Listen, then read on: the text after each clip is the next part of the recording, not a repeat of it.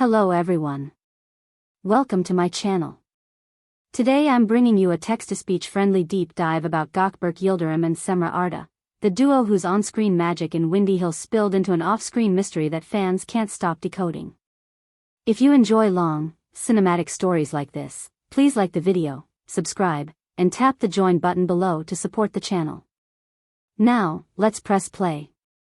From the very beginning, there was something different about Windy Hill. Before the set lights found their level and before the first slate clapped, there was a table read in a drafty rehearsal room where the windows rattled every time a fairy horn sounded in the distance. Crew members leafed through fresh scripts, pencils tapping, phones silenced.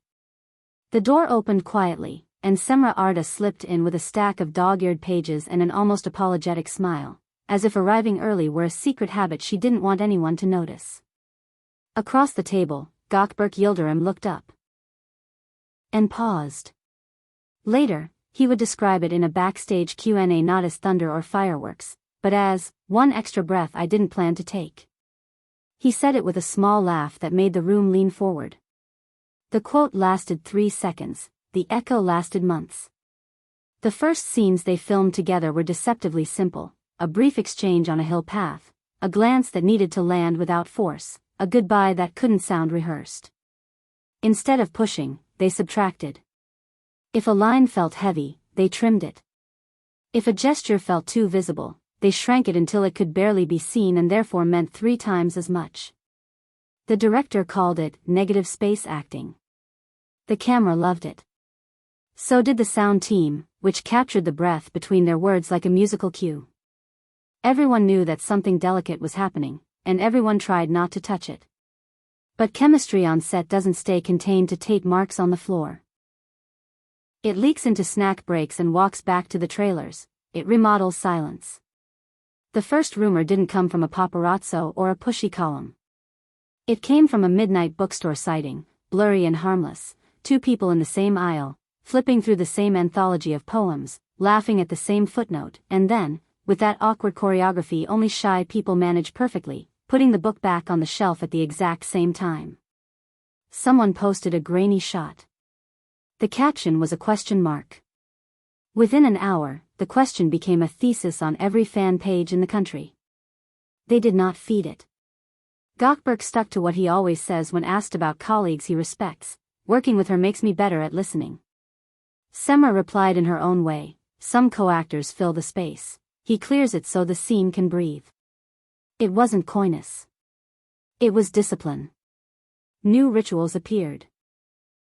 Before heavy scenes, they walked the perimeter of the set without their phones, tracing the geography like cartographers until the space felt like a store.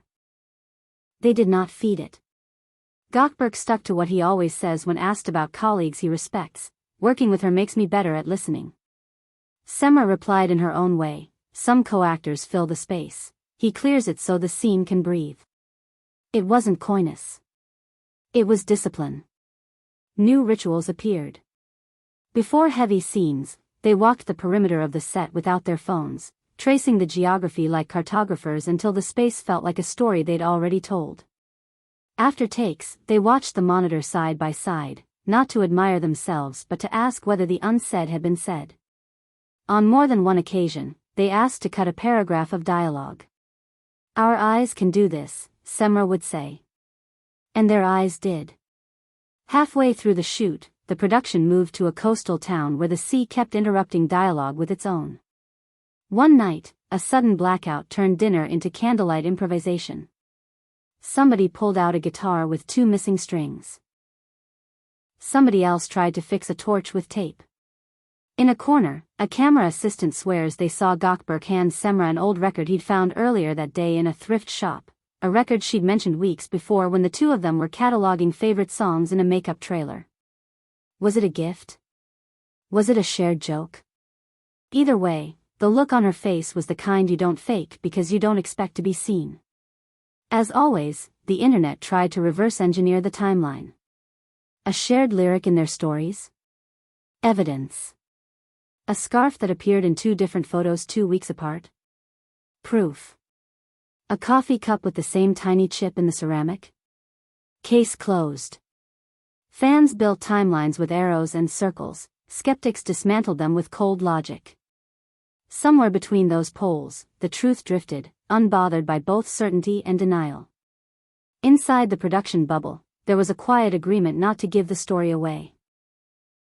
Not out of secrecy, but out of care for the project that had folded so many people's hard work into one frame.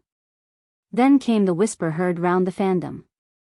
In a short backstage interview recorded during a night shoot, Gökberk was asked a generic question: which day from filming will you never forget? He described fog rolling over a ridge and a cue that arrived 1 second later than planned, which accidentally made a scene feel realer than the words assigned to it. He chuckled, looked at the floor, and added, almost under his breath, I knew from the first moment I saw Cemre that I'd have to work twice as hard to stay objective. He looked up as if surprised he'd said it out loud. The clip lasted 12 seconds. The comments lasted all weekend. What did Cemre do? Nothing dramatic. She posted a photo from set. Wind flattened her hair in one direction while she tried to tuck it behind her ear with a pencil. The caption read, "The breeze has more lines than we do." No hearts. No winks. No denials. If it was a message, it was a message to the work: keep it honest, keep it light, keep it yours. Behind the scenes, boundaries were drawn with the kind of precision that makes directors breathe easier. No coordinated arrivals at public events. No teasing interviews designed to turn a private situation into a marketing plan. If they had to talk about each other, it would be in the grammar of craft, listening, trust, timing.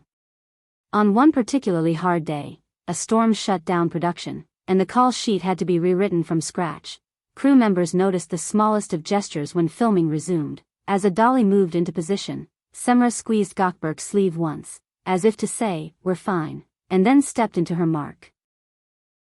Those are the touches that don't trend because they're designed not to.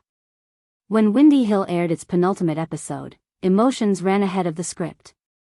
The audience knew the ending, or thought it did, but the show kept refusing easy resolutions. In the press rounds that followed, journalists tried, as they always do, to braid fiction and reality into a single rope. The pair resisted neatly. Cemre said, "Stories end, people keep going." Gökberk added, "Our job is to protect the scenes, not to make our lives an extension of them." It sounded simple. It was not easy. The gala night arrived, the charity event that gathers every boldface name under chandeliers that have seen too many toasts. They arrived separately, deliberately. They posed with their teams, signed programs, and slipped past the blinking wall of cameras toward the quieter side of the hall where the music took over. One clip survived the evening's noise. On a crowded dance floor, a hand found a forearm, then released. Two faces leveled to one height for 1 second longer than choreography requires. A word or two exchanged, the kind you mouth rather than say. The clip had no audio and didn't need it. For 24 hours, it was everywhere. On the 25th, it surrendered to the internet's next appetite. Here's the thing that matters more than the clip. The production finished strong. The crew signed a poster that went up on the wall of the editing suite like a yearbook page. Cemre wrote, "To the wind machine, please don't aim at my bangs again," and drew a crooked arrow.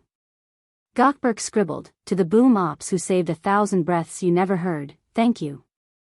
It was all gratitude and jokes and inside references, the scaffolding that holds up performances no one forgets. Not a word about love. And yet, somehow, the room hummed with it. After the finale, rumors sprouted the way wildflowers do after rain. Cemre was linked to a minimalist miniseries, the kind where silence has its own score. Gökberk was reportedly reading for a role that would turn his clean-cut image inside out. Offers to reunite them surfaced too, but sources said they would only entertain them if a script deserved the weight of what they'd already built, and if the timing didn't mistake curiosity for intent. In other words, the work would decide, not the noise. There's a lesson in how the pair handled the loudest weeks. Not every feeling wants a microphone. Not every boundary is a wall. Sometimes it's a garden fence you can see through, built to keep the most fragile things from being trampled. Fans who loved Windy Hill for its tenderness have an opportunity to extend that tenderness back. Watch closely, but kindly. Notice the craft, not just the chemistry. Let people be people first, characters second. So, what really happened between Gökberk Yildirim and Cemre Arda? The truth isn't a twist, it's a texture. A first look that took one extra breath. A bookstore laugh in the poetry aisle. A record passed from one hand to another during a blackout dinner. A sleeve squeezed as the dolly rolled. A glance on a dance floor that said, "Stay," without holding on. That's more than enough for a story. It's also exactly the right amount to leave the rest unwritten. If you enjoyed this long-form, TTS-ready deep dive, please hit like, subscribe, and ring the bell so you don't miss the next episode. Now tell me in the comments, do you believe the most powerful love stories are the ones that refuse to perform, or do you prefer grand gestures and bold declarations? Either way, let's keep the discussion respectful, just the way Gökberk and Cemre would want it.